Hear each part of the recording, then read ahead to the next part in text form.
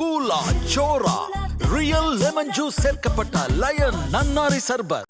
மாண்புமிகு பள்ளி கல்வித்துறை அமைச்சர் பேசுங்க. ஐயா, மாண்புமிகு பேரவைத் தலைவர் அவர்களே பேசுங்க. மாண்புமிகு பள்ளி கல்வித்துறை அமைச்சர் பேசுங்க. உட்கார். மாண்புமிகு பேரவைத் தலைவர் அவர்களே, ஒரு செய்தி விளம்பரத்துறை அமைச்சர் என்ற முறையில் இந்த மாமன்றத்தில் மதிப்பிற்குரிய எதிர்க்கட்சி தலைவர் அவர்கள் சொன்ன சில செய்திகளுக்கு சில வரி விளக்கங்களை உங்கள் மூலமாக வழங்க விரும்புகிறேன்.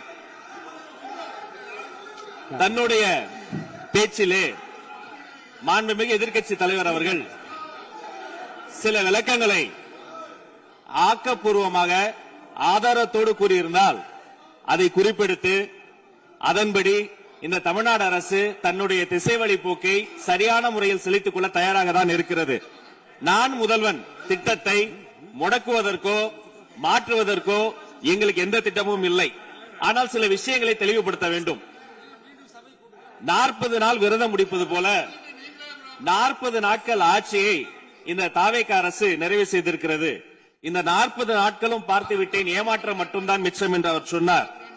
ஆனால் மக்கள் திமுகவினுடைய 40 நாள் அல்ல 5 ஆண்டுகளையும் பார்த்துவிட்டு அந்த வந்த ஏமாற்றத்தால் தான் இப்படி ஒரு தீர்ப்பை எங்களுக்கு வழங்கி இருக்கிறார்கள். ஆளுநர் மகிழ்ச்சி, அமைச்சர்கள் மகிழ்ச்சி, ஆளுநர் மகிழ்ச்சி என்றெல்லாம் சொன்னார். இந்த அரசில் தமிழ்நாடு மக்கள் மகிழ்ச்சியாக இருக்கிறார்கள் என்பதை தான் இன்றைய சட்டமன்றத்தினுடைய போக்கு காட்டுகிறது. நான் முதல்வன் திட்டத்தை பொறுத்தவரை தமிழ்நாடு முழுக்க இருக்கக்கூடியவர்களை நான் முதல்வன் என சொல்ல வைத்துவிட்டு ஒரே ஒரு குடும்பத்தில் மட்டும் முதல்வர்கள் வந்து கொண்டிருக்கின்ற போக்கை மாற்றுவதற்காக தான் இப்படி ஒரு சட்டமன்றம் அமைந்திருக்கிறது. தமிழ்நாடு வரலாற்றில் முதல் முறை முதலமைச்சர் மட்டுமல்ல, மாண்புமிகு சி ஜோசப் விஜய் அவர்கள் முதல் முறையிலேயே முதலமைச்சராக இருக்கிறார். அவருக்கு பிறந்தநாள் வாழ்த்துக்களையும் சொல்லிக் கொண்டு, நிதி ஆயோக் கூட்டத்தில் மாண்புமிகு முதல்வர் சொன்னதெல்லாம் 40 நாட்கள் நீங்கள் செய்திருக்க முடியாது, அது திமுக தான் காரணம் என்று சொன்னார்கள். நானும் அதை தான் சொல்கிறேன். இன்று அவர் சொன்ன சட்டம் ஒழுங்கு, போதை பொருள் எல்லா பிரச்சனைக்கும் 5 ஆண்டு காலமாக அவர்கள் செய்த திமுக ஆட்சி தான் காரணமாக இருக்க முடியும் என்பதையும் சுட்டிக்காட்டிக் கொள்கிறேன். பள்ளி மாணவர்கள், ஒரு கல்வித்துறை அமைச்சர் நான், பள்ளி மாணவர்களினுடைய புத்தக பையிலே அன்றைய முதல்வர் ஸ்டாலின் படத்தை நாங்கள் போடவே இல்லையே என்று பெருமையாக சொன்னார். அப்புறம் ஏன் சார் லேப்டாப்ல மட்டும் அந்த படத்தை போட்டீங்க? நீங்க லேப்டாப்பில் போட்ட படத்தை எங்கள் மாணவர்கள் திண்ணர் வைத்து அழித்து விட்ட காட்சிகளும் சமூக வலைதளத்தில் பார்த்துக் கொண்டுதான் இருக்கிறோம். ஒரு வரியில் சொல்லுகிறேன், கோயில் பிரச்சனையை முத்தமிழறிஞர் டாக்டர் கலைஞரினுடைய வசனத்தையே சொல்கிறேன். நாங்கள் கோயில் கூடாது என்று சொல்லவில்லை, கோயில் கொடியவர்களின் கூடாரமாக மாறிவிடக் கூடாது என்றுதான் சொல்லுகிறோம். தூய்மை தொழிலாளர்களை இன்றே பார்த்து விட்டதாக முதல்வர் அவர்கள் முன்னாள் முதல்வர் பார்த்து விட்டதாக சொல்கிறார்கள். எங்கள் கேள்வியே அதுதான். 10 நாட்கள் ஒரு வாய் சாப்பிடாமல் உண்ணானும் இருந்த போது நானும் எனது சகோதரர்கள் அண்ணன் ஆனந்தும் ஆதவும் போய் பார்த்தோமே. இன்று தூய்மை தேவதைகளை பார்க்கிற திரு ஸ்டாலின் அவர்கள் அன்னைக்கு ஏன் சார் பார்க்கல? ரிப்பன் மாளிகைக்கு அட்ரஸ் தெரியலையா? எப்படி போக வேண்டும் என்ற பாதை தெரியவில்லையா? தமிழ்நாடு எத்தனையோ திருடர்களை பார்த்திருக்கிறது. அலிபாபாவும் 40 திருடர்களையும் கூட பார்த்திருப்பீர்கள். அலிபாபாவும் பியூஸ் கேரியர் திருடர்களையும் இப்போதுதான் எங்களுடைய மின்சாரத்துறை அமைச்சர் பார்த்துக் கொண்டிருக்கிறார். அதை குறித்த நடவடிக்கை எடுக்கப்பட்டுக் கொண்டிருக்கிறது. அவர்கள் மின்வெட்டை குறித்து சொன்னதற்கு மாண்புமிகு புரட்சித் தலைவி அம்மா அவர்கள் இதே மாமன்றத்தில் சொன்ன ஒரு வரியை சுட்டிக்காட்ட ஆசைப்படுகிறேன். இந்த மாமன்றத்திலே தமிழ்நாட்டிற்கு மின்சார தடையை அறிமுகம் செய்த திமுக அதற்கு மின்சார தடையை பற்றி பேசுகிறது என்று அவர் கேட்டார். கலைஞர் வண்ண தொலைக்காட்சி கொடுத்தார்கள், அந்த நாட்களை பார்க்க முடியாது. கலைஞர் வண்ண தொலைக்காட்சி கரண்ட் இல்லாம கரப்பு இல்லையா பிளாக் அண்ட் ஒயிட்டாவே போன அந்த காலங்களை எல்லாம் மறந்துவிட்டு ஆதாரம் இல்லாமல் உண்மைக்கு புறமான செய்திகளை மாமன்றத்தில் அவர்கள் சொல்வதை இதோடு நிறுத்திக் கொள்ள வேண்டும். நேரலையை குறித்து கேட்டார்கள். எனக்கு ஆச்சரியமாக இருக்கிறது. 3 ஆண்டு காலமாக ஒரு தொழில்நுட்ப கோளாறாக அன்றைய சபாநாயகர் நேரலையை இருட்டடிப்பு செய்து விட்டார்.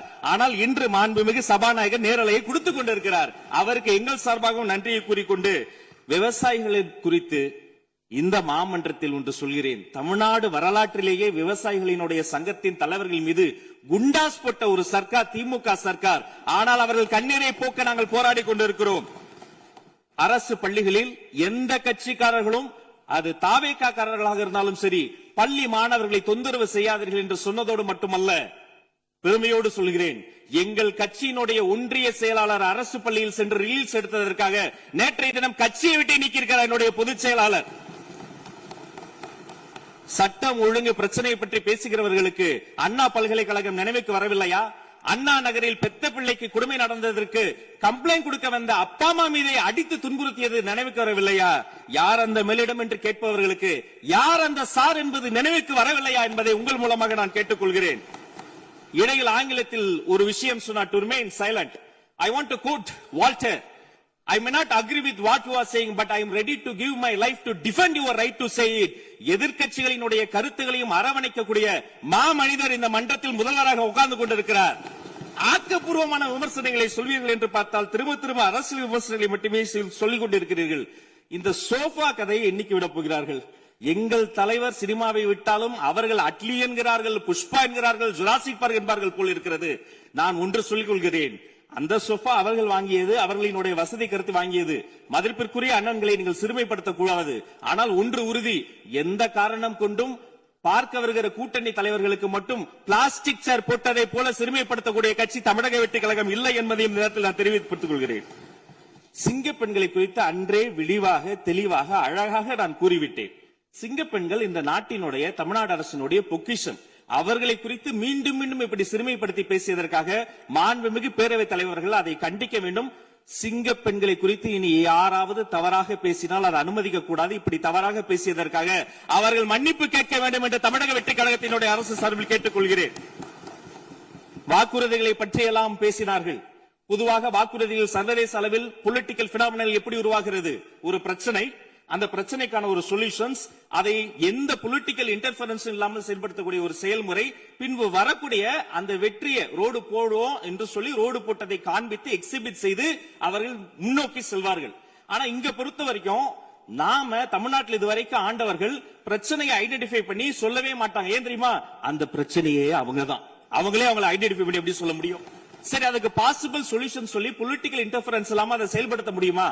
ஒரு முனிசிபல் கவுன்சிலர் தொடங்கி மாண்புமிகு அமைச்சரினுடைய வீட்டில் இருக்கிறவர்கள் வரைக்கும் கமிஷன் மீது கமிஷன் அடித்து அந்த ப்ராஜெக்டே முடியாது. கடைசியில் எதை விளம்பரம் செய்வது? அந்த திட்டத்தினுடைய வெற்றியையா?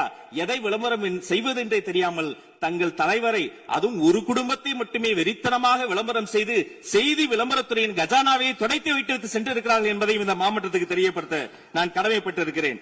இன்னும் ஒவ்வொரு வரியிலும் ஆக்கப்பூர்வமாக அறிவியல் பூர்வமாக எதையாவது சொல்வார்களும். நான் தேடி தேடி பார்த்தேன். அவராக 40 நாட்கள் தேடி பார்த்து ஏமாற்றம் அடைந்தார். நான் 40 நிமிடத்திலேயே ஏமாற்றம் அடைந்து விட்டேன். இதை சொல்ல வேண்டும் என்று சொன்னால் ஒரு நகைச்சுவை காட்சியில் சொல்வதை போல அதுல ஒண்ணுமே இல்ல, கீழே போட்டுருங்க. நன்றி சட்டப்பேரவை தலைவர் அவர்களே.